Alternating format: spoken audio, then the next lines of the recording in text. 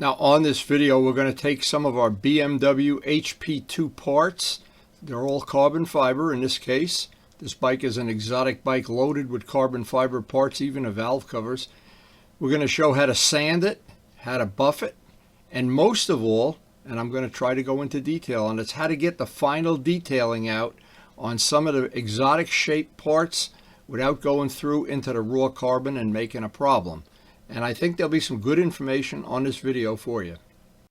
Today we're expecting rain all day. We're always a prisoner of the weather, but we're going to try to get some of the parts prepped today in the shop. So if we do get a painting day in the very near future, we'll have a lot of parts prepped up and ready to paint. Every day is an adventure here. You never know when it's going to change, when it's going to get better, worse. But today it's going to rain all day. It's basically been raining on and off all morning, and it's not going to stop. I've been through days like this waiting to see if it would stop. I always lose.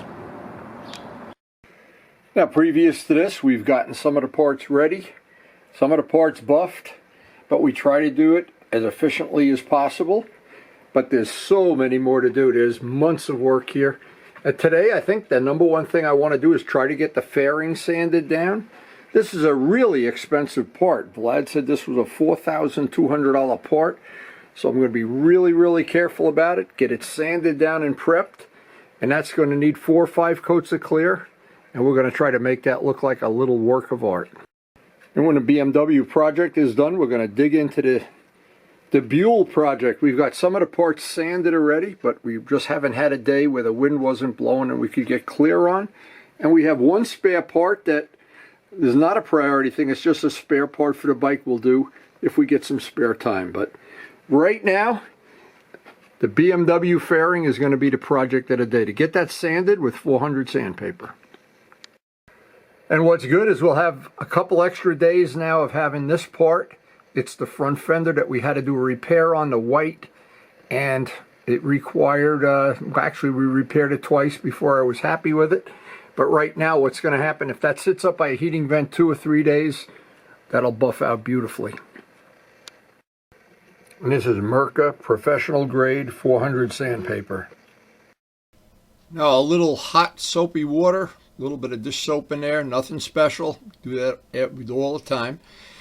This is the part that's special. I'm taking Simple Green and going over and over and over this part to get any wax, grease, dirt, mold release agent, fingerprints, anything. It's been, if you skip this step or shortchange yourself, you can be in for a world of hurt. And once that part is really clean, and Simple Green seems to do a really good job, but I like to do it over and over again until I'm sure I've got this part clean. Because if I put all the time and all the effort and all the paint and all the materials and everything on this, and somewhere on it the paint doesn't stick or I get a bubble, I've got a world of hurt. And it's just better. This is like, I always call it the foundation of the house. Without this part being the way it should be, you're on a nowhereville. So I really always spend a lot of time on this step, the cleaning. And thankfully I could put this in fast forward because we can condense a lot of video down into where you can actually see how many minutes. You can figure this out. This is in 10 times fast forward, and we're only using part of it. So now, important at this step to radius all the edges, because that's where paint will start to peel at some point in time. Or if you scratch it, that's another problem. So all the edges, I'm spending a lot of time radiusing off the edges. And by the way, that 400 industrial paper, the professional paper, it's pricey, but it really works good. It's Mirka, of course, and it's good, and you can get it off the internet. But the real thing, any of the 400 sandpaper will work on this. I just happen to have some of that around, and this is just one of the steps. You've got to resign yourself to the fact right in the beginning here. If you're doing carbon fiber, it's not like going over paint. Carbon fiber has to be perfect because you can't touch it up. You can't just put a little dot of red or green or something on it. It's got to be perfect right at this level before you move on to the next step. And after it's wiped down several times with M600 or with any good degreasing agent, and then dried with very clean paper towels, not the towels we use for any other purpose, You always wind up going through a lot of rolls of paper towels, but in the end, you wind up with something that hopefully is immaculately clean before we go on to the next step on this. But we need weather. We need at least a really good day. I would not want to risk painting this on a day that it might rain or be really bad weather. So the next part of this job, we're going to use 2000 grit, same soapy water. We had done one of the valve covers previously, and these are really, I'm sure these are expensive too. But I want to really get out every little flaw in this now. These parts were pretty chewed up. You can see there were scratches.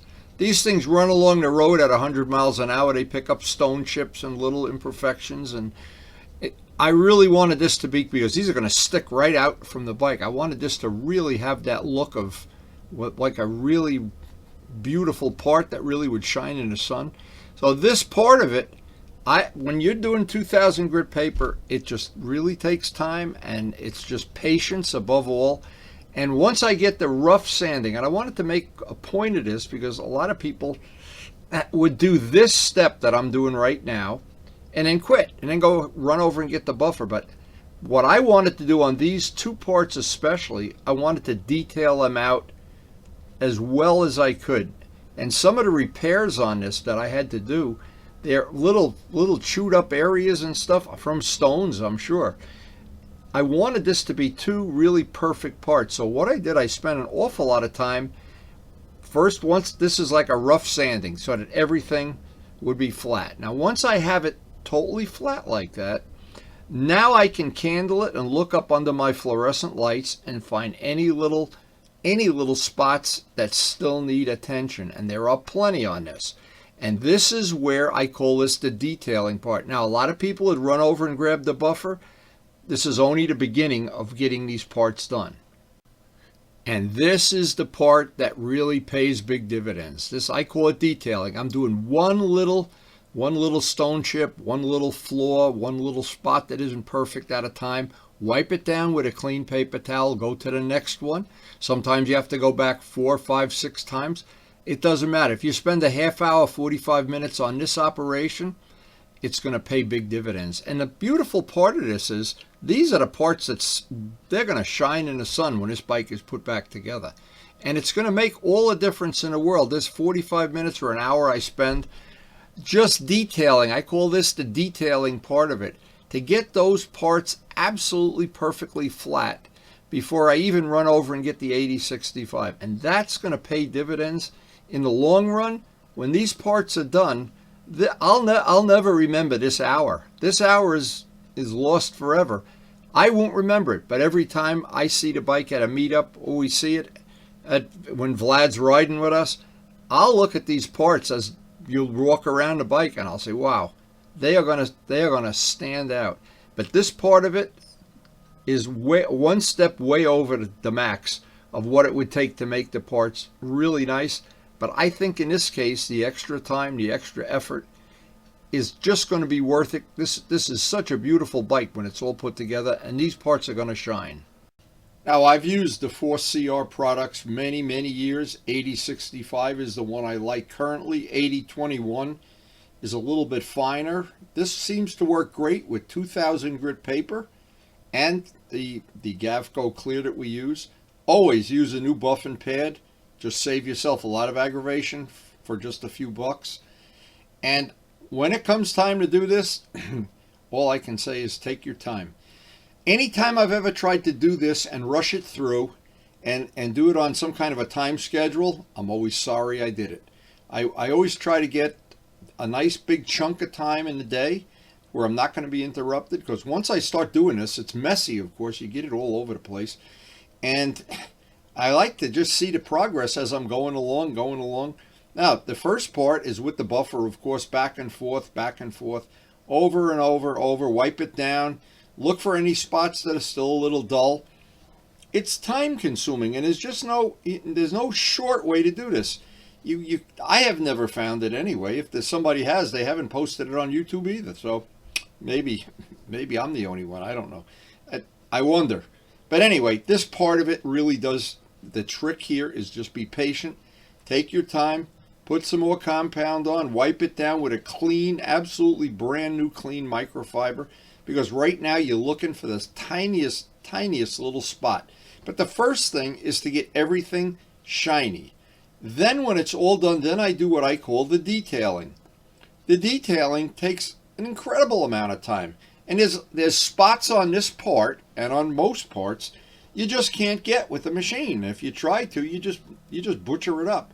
So in the end, I'm looking around for any little low spot, valley, any little speck that's still in the paint, a scratch, anything that I can make better.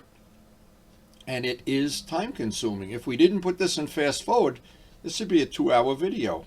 And this part of it, if I could convince somebody just to detail parts, and you can do this after the bike is put together and you've ridden it, is every once in a while get out some of that 80-65, maybe to buffer, or just do it by hand.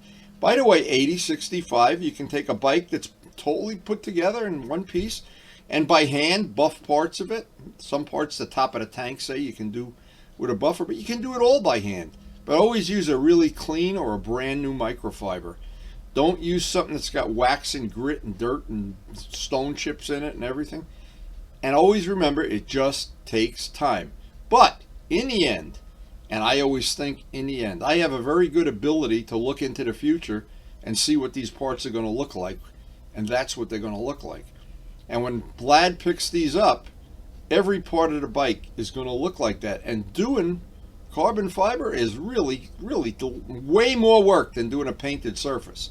This is 3 times the work because you can't hide any mistakes. Clear doesn't hide anything. You can't touch it up. It's got to be right from the beginning.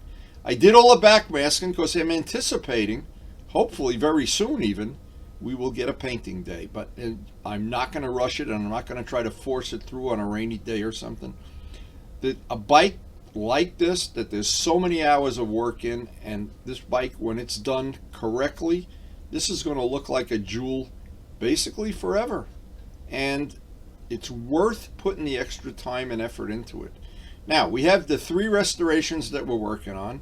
Some of the Buell parts we can't do on a day that, even if there's a slight wind, those parts are going to be prone to blowing away. Same thing with the fairing. I need to get a day where there's almost no wind, very light wind, and I'll be so glad at that point in time that I took my time and didn't try to rush anything through. Now all that's left now is to get some weather, and next couple of days I hope we get a painting day, get the clear on this. Some of the other parts are curing up and they'll be ready for buffing in the next couple of days.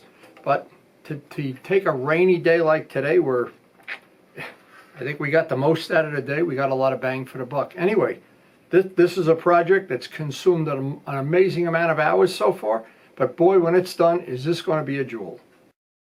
Now, I've been painting since my early teens, and believe me, the hardest thing to do, the most difficult thing that I've ever tried to do to get right, is to get carbon fiber to have that glassy, glossy look that I happen to like, I happen to love. I know Vlad does too.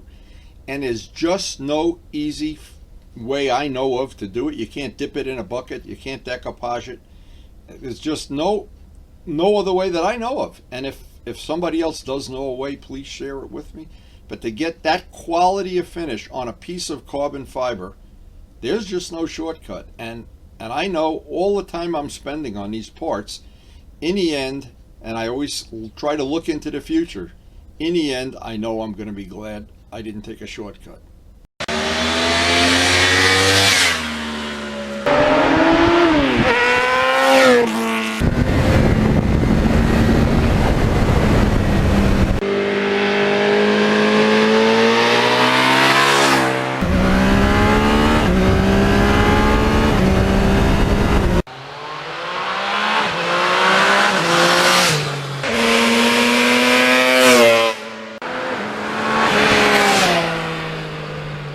And thanks so much for watching.